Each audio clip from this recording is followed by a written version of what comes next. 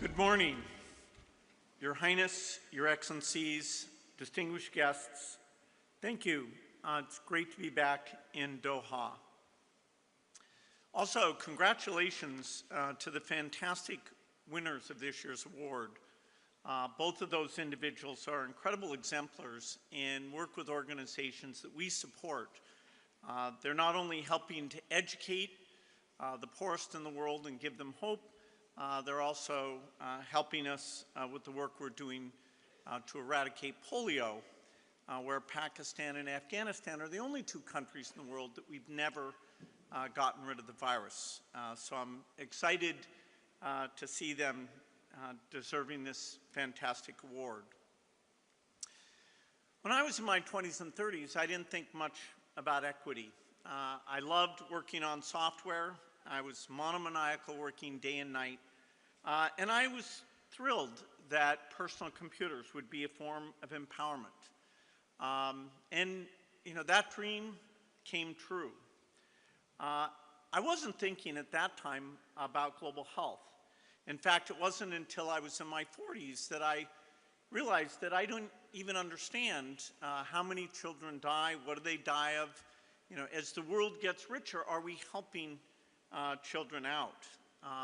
When I would visit Africa and other poor countries, I started to see how tough the conditions were and found that over 10 million children were dying before the age of 5.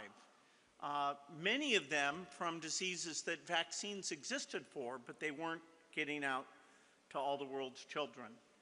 And so in seeing that, I said that the great fortune that I'm lucky to have from the success of Microsoft would go back to society to try to improve those lives and reduce those deaths. And I got to see firsthand the tragedy of a death from pneumonia or malaria.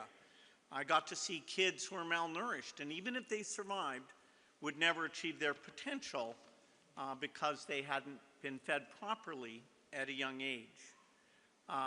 And so at the turn of the century, I created the Gates Foundation, and soon after that, it became my full-time work. And it's been incredible working with partners on all of this. Qatar, of course, is an incredibly generous country, not only in the role it plays in solving conflicts, but also its generosity in providing resources to these causes. So many groups have come together to achieve what I consider a miracle, which is that the number of children dying every year went from 10 million to below 5 million a year. It declined over twice as fast as it ever had in all of history. Part of that was getting vaccines out to those children, and a lot of it was supporting the primary health care systems to support those children. Unfortunately, this year marks the first reversal in this progress. Last year, 4.6 million children died. This year, it will be 4.8 million. And so we can think of lots of mothers who are facing this tragedy. But I'm also optimistic that we can stop this backsliding if we find the generosity, both from individuals and governments, and we prioritize the basic, and we focus on the innovations that will help in this area. We can go back to reducing these deaths. Running a healthcare system with great primary health care requires less than $100 per person per year. And that's the system that can prevent over 95% of these deaths. The progress is fragile. We have not only very poor countries with over 600 million people living in them, we have over 100 million people living in countries with conflict. And we need to prioritize both of these. Now, fortunately, our innovation is going faster than ever. Thanks to great science, we will create new tools. We will have a vaccine for HIV and malaria. We will have the tools to end polio and make it the second disease ever eradicated. Now, artificial intelligence has come along to greatly accelerate our progress in these areas. AI will play a role not only in the scientific discovery side for new vaccines and drugs, but AI will play an incredible role in the delivery as well. We're funding the AI companies to understand all of the world's languages, including all the dialects of Africa and Asia, so even the poorest will, just with a cell phone, be able to talk and have a virtual doctor, a virtual tutor, a virtual agricultural advisor. In fact, our goal is very simple, that the poorest in the world should benefit first from AI, not be 10 or 20 years behind, which is normally the case.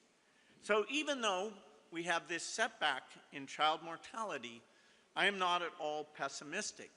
In fact, I believe over this 20-year period, we can lift up countries and make almost all of them self-sufficient. I believe that if we do the right things, we can cut childhood death in half again, down to below 2%. Now, this is going to require a lot of prioritization. It's going to require a lot of partnerships. And today, the Gates Foundation is proud to be announcing a much expanded partnership with the Qatar Fund for Development. Together, we'll support economic empowerment, for example, farmers getting much better seeds and having double the productivity, as well as health and education. Qatar is a partner in some of the greatest efforts in the world, including Gavi, which buys vaccines, and Global Fund that works on HIV, TB, and malaria. There are regional initiatives that Qatar was one of the first to help drive, including the Lives and Livelihoods Fund. And so all of this early investment, this commitment to those in the greatest need is very exciting. So people should not be discouraged. Humans are problem solvers, and we can get these new tools. And this will be the generation that can solve childhood death. It can eradicate poverty, it can eradicate polio, and it can bring down over 95% diseases like malaria, HIV, and AIDS. We should not stop with the progress we've made.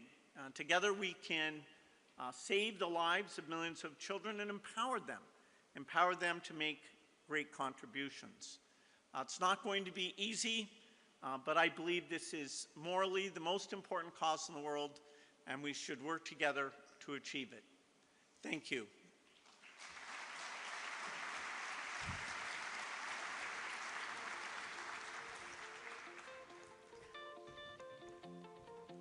Thank you very much indeed, Bill Gates, for this powerful rallying call. Together we can save lives, the lives of millions of people across the world, as you say. And thank you for sharing some of the tips and the advice that you have for those of us still young enough to dream big and ambitious enough to not just follow in your footsteps, but one day perhaps even take up the mantle. It all begins with small, uncertain steps, guided by curiosity, fueled by determination. And this is